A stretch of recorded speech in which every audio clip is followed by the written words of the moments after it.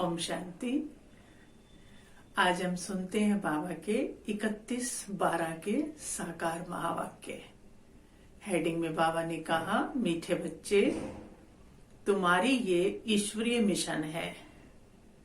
तुम सबको ईश्वर का बनाकर उन्हें बेहद का वर्षा दिलाते हो। प्रश्न दिया बाबा ने, कर्मेंद्रियों की चंचलता समाप्त कब होगी? कर्मेंद्रियों की चंचलता समाप्त कब होगी? उत्तर में बाबा ने कहा, जब तुम्हारी स्थिति सिल्वर एज तक पहुंचेगी, अर्थात जब आत्मा त्रेता की सतो स्टेज तक पहुंच जाएगी, तो कर्मेंद्रियों की चंचलता बंद हो जाएगी। अभी तुम्हारी रिटर्न जर्नी है, इसलिए कर्मेंद्रियों को वश में रखना है। कोई भी छिपाकर ऐसा कर्म नहीं करना जो आत्मा पतित बन जाए। अविनाशी सर्जन तुम्हें जो परहेज बता रहे हैं, उस पर चलते रहो। गीत है, मुखड़ा देख ले प्राणी जरा दर्पण में। ओम शांति। रूहानी बच्चों प्रति रूहानी बाप समझा रहे हैं। न सिर्फ तुम बच्चों को, जो भी रूहानी बच्चे प्रजापिता ब्रह्मा मुख वंशावली हैं, वो जानते हैं हम ब्राह्मणों को ही बाप समझाते हैं। पहले हम शूद्र थे, फिर आकर ब्राह्मण बने। बाप ने वर्णों का हिसाब भी समझाया है। दुनिया में वर्णों को भी समझते नहीं हैं, सिर्फ गायन है उनका। अभी तुम ब्राह्मण वर्ण के हो, फिर देवता वर्ण के बनेंगे। विचार करो, ये बात राइट है? कल से बाबा पूछ रहे हैं कि विचार करो, ये बात राइट है? जज योर सेल्फ। हमारी बात सुनो और भेंट करो, फिर उसमें अंतर देखो, कंपैरिजन करो कि सही है या गलत है। बाबा कहते, ब्राह्मण धर्म अथवा कुल बिल्कुल भूले हुए हैं। तुम्हारे पास विराट रूप का चित्र राइट बना हुआ है, इस पर समझाया जाता है।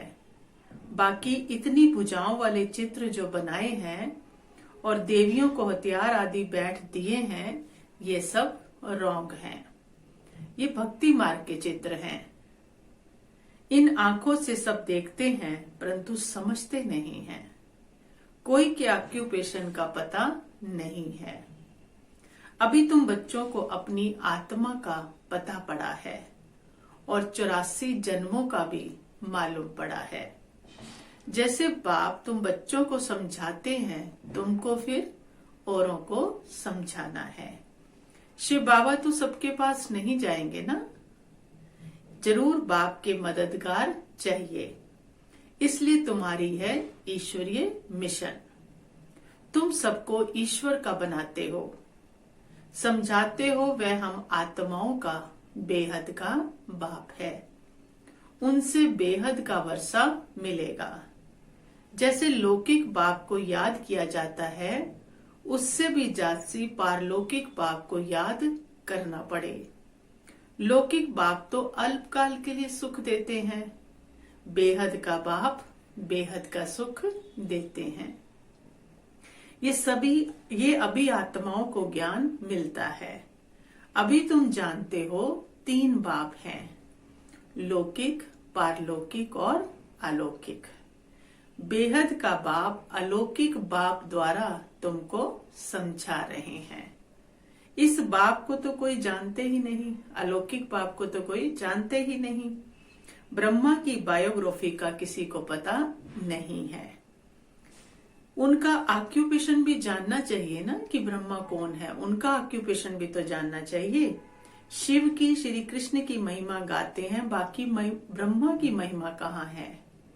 निराकार बाप तो जरूर, निराकार बाप को जरूर मुख तो चाहिए ना, जिससे अमृत दे। ये ज्ञान क्या है? अमृत है ना। भक्ति मार्ग में बाप को कभी यथार्थ रीति याद नहीं कर सकते हैं। अभी तुम जानते हो, समझते हो, शिव बाबा का रथ ये है। कौन? ब्रह्मा बाबा। रथ को भी श्रृंगार करते हैं ना। जैसे मोहम्मद के घोड़े को भी सजाते हैं। तुम बच्चे कितना अच्छी रीति मनुष्यों को समझाते हो। तुम सभी की बड़ाई करते हो, किसी की बुराई तो नहीं करते ना, सभी की बड़ाई करते हो। बोलते हो तुम ये देवता थे, फिर 84 जन्म भोग तमो प्रधान बने हो, अब फिर सतो प्रधान बनना है। उसके लिए योग चाहिए, सतो प्रधान बनने के लिए योग चाहिए, परंतु बड़ा मुश्किल ही कोई समझते हैं। बाबा कहते समझ जाएं तो खुशी का पारा चढ़े। समझाने वाले का तो और ही पारा चढ़ जाए, जो समझाते हैं उनको तो और समझ में आता जाता है, तो उनका तो और ही पारा चढ़ जाए। बेहद के बाप का परिचय देना कोई कम बात है क्या? समझ नहीं सकते, कहते हैं ये कैसे हो सकता है। बेहद के बाप की जीवन कहानी हम सुनाते हैं। अब बाप कहते हैं बच्चे पावन बनो। तुम पुकारते थे ना कि हे पतित पावन आओ। गीता में भी मनमना भव अक्षर है, परंतु उनकी समझानी कोई के पास नहीं है। बाप आत्मा का ज्ञान भी कितना क्लियर करके समझाते हैं। कोई शास्त्र में ये बातें नहीं है। भले कहते हैं आत्मा बिंदी है, भ्रकुटी के बीच स्टार है, परंतु यथार्थ रीति किसी की बुद्धि में नहीं है, वो भी जानना पड़े। कलयुग में है अनराइटियस, सतयुग में है सब राइटियस, सही मार्ग पर हैं। भक्ति मार्ग में मनुष्य समझते हैं ये सब ईश्वर के मिलने के रास्ते हैं। जितनी भी भक्ति करते हैं सोचते हैं ये ईश्वर से मिलने के रास्ते हैं। इसलिए तुम पहले फॉर्म भराते हो, यहाँ क्यों आए हो? इससे भी तुमको बेहद के बाप का परिचय देना है। ये फॉर्म भरवा कर भी मकसद क्या है? बेहद के बाप का परिचय देना है। पूछते हो ना उसमें आत्मा का बाप कौन है? सर्वव्यापी कहने से तो कोई अर्थ ही नहीं निकलता। सबका बाप कौन है? ये है मुख्य बात। हम सब आत्माओं का बाप कौन है, ये है सबसे मुख्य बात। अपने अपने घर में भी तुम समझा सकते हो। एक दो मुख्य चित्र, सीढ़ी, त्रिमूर्ति, झाड़, ये बहुत जरूरी है। झाड़ में सब धर्म वाले समझ सकते हैं कि हमारा धर्म कब शुरू हुआ था। हम इस हिसाब से स्वर्ग में जा सकते हैं। जिस हिसाब से हमारा धर्म शुरू हुआ, इस हिसाब से हम जा सकते हैं स्वर्ग में। बाकी शांति धाम में जा सकेंगे, उसमें तो सारे जाएंगे। झाड़ से बहुत क्लियर होता है, जो जो धर्म पीछे आए हैं उन्हों की आत्माएं जरूर ऊपर में जाकर विराजमान होंगी। तुम्हारी बुद्धि में सारा फाउंडेशन लगाया जाता है, सारा ज्ञान का सार बाबा समझा रहे हैं। बाप कहते हैं आदि सनातन देवी देवता धर्म का सैंपलिंग तो लगा, फिर झाड़ के पत्ते भी तुमको बनाने हैं। पत्ते बिगर तो झाड़ होता नहीं ना, इसलिए बाबा पुरुषार्थ कराते रहते हैं आप समान बनाने के लिए। और धर्म वालों को पत्ते नहीं बनाने पड़ते, और धर्म वालों को प्रजा या भक्त नहीं बनाने पड़ते। वह तो ऊपर से आते हैं, वो बनाते थोड़ी हैं। यहाँ तो हम जो हैं उनमें से बनाते हैं, और वो तो सब ऊपर से आते हैं, फाउंडेशन लगाते हैं। फिर पत्ते पीछे ऊपर से आते जाते हैं, वो सिर्फ नींव डालते हैं। उनके धर्म की आत्माएं ऊपर से फिर धीरे धीरे आती रहती हैं, धर्म संस्थापक। तो हम क्या करते हैं, बाबा आते हैं और जो गुम हो गई, प्राय लोप हो गया धर्म, उन धर्म की आत्माओं को यहीं पर है वो उनमें से निकालते हैं। तो हम भी प्रजा भी बनाएंगे, भक्त भी बनेंगे। तो बाबा कहते उनको पत्ते थोड़ी बनाने हैं, उनके पत्ते तो पीछे ऊपर से आते जाते हैं। तुम फिर झाड़ की वृद्धि के लिए प्रदर्शनी आदि करते हो, हमारे ऊपर से नहीं आते, हम यहीं से ढूंढते हैं, तो उसके लिए प्रदर्शनियां करते हैं। इससे पत्ते लगते हैं, फिर तूफान आने से गिर भी पड़ते हैं। यहाँ के पत्ते लगते भी हैं और गिर भी पड़ते हैं, मुरझा जाते हैं। ये आदि सनातन देवी देवता धर्म की स्थापना हो रही है। इसमें लड़ाई आदि की तो कोई बात ही नहीं है, सिर्फ बाप को याद करना है और कराना है। तुम सबको कहते हो और जो भी रचना है उसको छोड़ो, बाकी सब एक बाप के सिवा बाकी सारी रचना है, रचयिता सिर्फ एक है। तो और जो भी रचना उसको छोड़ो, रचना से कभी वर्षा मिल ना सके। सहयोग मिल सकता है, स्नेह मिल सकता है, वर्षा नहीं मिल सकता। रचयिता बाप को ही याद करना है और किसी की याद ना आए। बाप का बनकर ज्ञान में आकर फिर अगर कोई ऐसा काम करते हैं तो उसका बोझा सिर पर बहुत चढ़ता है। बाप पावन बनाने आते हैं और फिर ऐसा कुछ काम करते हैं तो और ही पतित बन पड़ते हैं। इसलिए बाबा कहते हैं ऐसा कोई काम ना करो जो घाटा पड़ जाए। बाप की गिलानी होती है ना, ऐसा कर्म नहीं करो जो विक्रम जातसी हो जाए। परहेज भी रखनी है। दवाई तो मिल ही रही है लेकिन परहेज भी रखनी है। दवाई में भी परहेज रखी जाती है ना। डॉक्टर कहे ये खटाई आदि नहीं खाना है तो मानना चाहिए ना कि दवाई भी खाते रहे और खटाई भी खाते रहे। यहाँ बाबा को भी प्यार करते रहे और विकारों में भी जाते रहे तो ऐसा तो नहीं होगा ना। कर्मेंद्रियों को वश करना पड़ता है।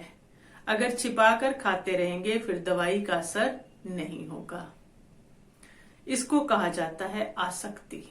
खटाई भी खा रहे, ठंडा पानी भी पी रहे और दवाई भी खा रहे तो आसक्ति है उन चीजों में। तो यहाँ भी बाबा के भी बन गए और विकारों को भी यूज कर रहे तो ये आसक्ति है ना। तो बाबा कहते हैं, बाप भी शिक्षा देते हैं, बच्चे ये नहीं करो। सर्जन है ना वो। लिखते हैं बाबा, मन में संकल्प बहुत आते हैं, खबरदार रहना है। बाबा कहते हैं गंदे स्वपन, मनसा में संकल्प आदि बहुत आएंगे, इनसे डरना नहीं है। सत्युग त्रेता में ये बातें होती ही नहीं है। तुम जितना आगे नजदीक होते जाएंगे, सिल्वर एज तक पहुंचेंगे, तब कर्मेंद्रियों की चंचलता बंद हो जाएगी, कर्मेंद्रियां वश हो जाएंगी। सत्युग त्रेता में वश थी ना, तो अभी रिटर्न जर्नी है।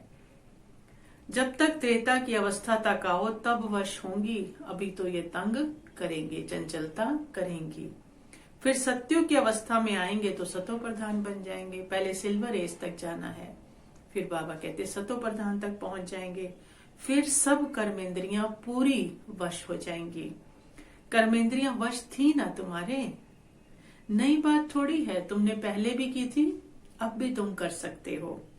आज कर्मेंद्रियों के वश हैं, कल फिर पुरुषार्थ कर कर्मेंद्रियों को वश कर लेते हैं।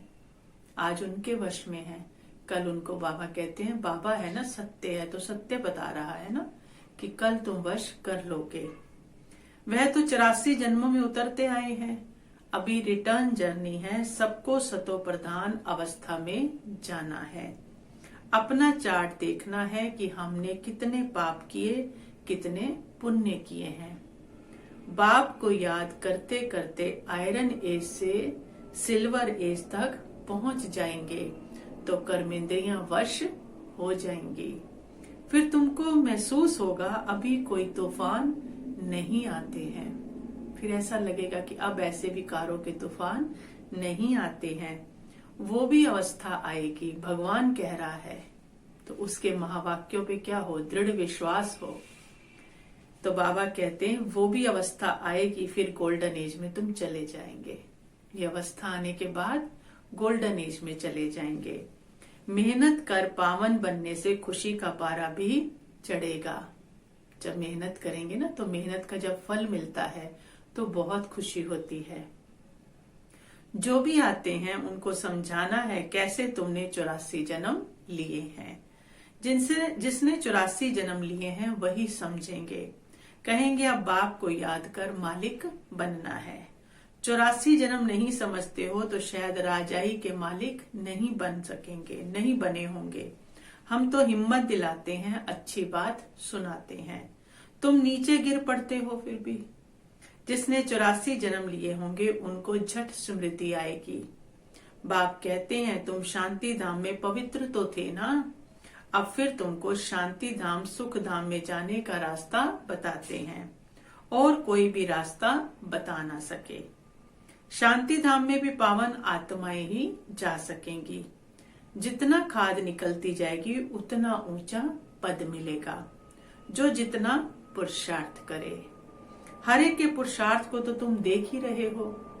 बाबा भी बहुत अच्छी मदद करता है। पुरुषार्थ करते हैं बच्चे तो बाबा की पूरी मदद मिलती है। ये तो जैसे पुराना बच्चा है ना, हर एक की नब्ज को समझते हो ना। सियाने जो होंगे वो झट समझ जाएंगे। बेहद का बाप है, उनसे जरूर स्वर्ग का वर्षा मिलना चाहिए। मिला था अब नहीं है, फिर मिल रहा है। एम ऑब्जेक्ट सामने खड़ा है। बाप ने जब स्वर्ग की स्थापना की थी तो तुम स्वर्ग के मालिक थे। फिर 84 जन्म ले नीचे उतरते आए हो। अभी है ये तुम्हारा अंतिम जन्म। हिस्ट्री रिपीट जरूर करेगी ना। तुम सारा 84 का हिसाब बताते हो। जितना समझेंगे उतना पत्ते बनते जाएंगे। जितना समझेंगे उतना पत्ते बनते जाएंगे। तुम भी बहुतों को आप समान बनाते हो ना। समझेंगे तभी तो समझा सकेंगे, तो पत्ते जुड़ते जाएंगे, मतलब परिवार बड़ा होता जाएगा। तुम कहेंगे हम आए हैं सारे विश्व को माया की जंजीरों से छुड़ाने के लिए। बाप कहते हैं मैं सबको रावण से छुड़ाने आता हूँ। तुम बच्चे भी समझते हो बाप ज्ञान का सागर है। तुम भी ज्ञान प्राप्त कर मास्टर ज्ञान सागर बनते हो ना। ज्ञान अलग है, भक्ति अलग है। तुम जानते हो भारत का प्राचीन या राजयोग बाप ही सिखलाते हैं, कोई मनुष्य सिखला नहीं सकता। परंतु ये बात सबको कैसे बताएं? यहाँ तो असुरों के विघन भी बहुत पड़ते हैं। आगे तो समझते थे शायद कोई किचड़ा डालते हैं, अभी समझते हो ये विघन कैसे डलते हैं। नथिंग न्यू, ये तो डलने ही है, नथिंग न्यू। कल्प पहले भी ये हुआ था। तुम्हारी बुद्धि में ये सारा चक्र फिरता रहता है, कोई भी बात नई नहीं है। बाबा हमको सृष्टि के आदि मध्य अंत का राज समझा रहे हैं। बाबा हमको लाइट हाउस का भी टाइटल देते हैं। एक आंख में मुक्ति धाम, दूसरी आंख में जीवन मुक्ति धाम। तुमको शांति धाम में जाकर फिर सुख धाम में आना है। ये है ही दुख धाम। बाप कहते हैं इन आंखों से जो तुम कुछ देखते हो उसको भूलो, अपने शांति धाम को याद करो। आत्मा को अपने बाप को ही याद करना है। इसको ही अव्याभिचारी योग कहा जाता है। ज्ञान भी एक से ही सुनना है, वह है अव्याभिचारी ज्ञान। एक से सुनने को क्या कहेंगे? अव्याभिचारी ज्ञान। याद भी एक को ही करो, मेरा तो एक दूसरा ना कोई। जब तक अपने को आत्मा निश्चय नहीं करेंगे तब तक एक की याद आएगी नहीं। ये भी एक राज है। आत्मा कहती है मैं तो एक बाबा की ही बनूंगी, मुझे जाना है बाबा के पास। ये शरीर तो पुराना जड़ी भूत है, इनमें तो ममत्व नहीं रखना है। संभाल करनी है लेकिन मोह नहीं रखना है। ये ज्ञान की बात है। ऐसे नहीं कि शरीर की संभाल नहीं रखनी है, अंदर में समझना है ये पुरानी खाल है, इसको तो अब छोड़ना है। तुम्हारा है बेहद का सन्यास, इसका संभाल करनी है, लेकिन स्मृति क्या रहे? पुरानी खाल है, छोड़ेंगे फिर नहीं लेंगे। तुम्हारा है बेहद का सन्यास। वह तो जंगल में चले जाते हैं, तुमको तो घर में रहते याद करना है, याद में रहना है। याद में रहते रहते तुम भी शरीर छोड़ सकते हो। कहाँ भी हो तुम बाप को याद करो। याद में रहेंगे, स्वदर्शन चक्रधारी बनेंगे तो कहाँ भी रहते तुम ऊंच पद पा सकते हो। जितना इंडिविजुअल मेहनत करेंगे उतना पद पाएंगे। इंडिविजुअल सहयोग लेंगे, किसी के कहने से करेंगे, किसी की मेहनत लेंगे तो कुछ शेयर उनके पास चला जाएगा। लेकिन इंडिविजुअल करेंगे तो बाबा कहते हैं तो उतना ही ऊंचा पद पाएंगे। घर में रहते भी याद की यात्रा में रहना है। अभी फाइनल रिजल्ट में थोड़ा टाइम पड़ा है, फिर नई दुनिया भी तैयार होगी ना, तैयार चाहिए ना। अभी कर्मातीत अवस्था हो जाए तो सूक्ष्म वतन में रहना पड़े, फिर अभी हो नहीं सकती ना, ऊपर तो जा नहीं सकते। तो बाबा तो यही है, ब्रह्मा बाबा। तो बाबा कहते तब तो फिर कहाँ रहना पड़ेगा? अगर कर्मों का हिसाब पूरा हो जाए फिर तो सूक्ष्म वतन में रहना पड़े। सूक्ष्म वतन में रहकर भी फिर जन्म लेना पड़ता है। आगे चलकर तुमको सब साक्षात्कार होगा। ये राज भी बाबा बताएंगे। बताया नहीं बाबा ने कहा सूक्ष्म वतन में रहकर भी फिर जन्म लेना पड़ता है, आगे चलकर तुमको सब साक्षात्कार कराएंगे। अच्छा, धारणा के लिए मुख्य सार है, एक बाप से ही सुनना है, एक की ही अव्याभिचारी याद में रहना है। इस शरीर की संभाल रखनी है, लेकिन ममत्व मोह नहीं रखना है। बाप ने जो परहेज बताई है उसे पूरा पालन करना है। कोई भी ऐसा कर्म नहीं करना है जो बाप की गलानी हो, पाप का खाता बने। अपने को घाटे में नहीं डालना है। वरदान दिया बाबा ने, अपनी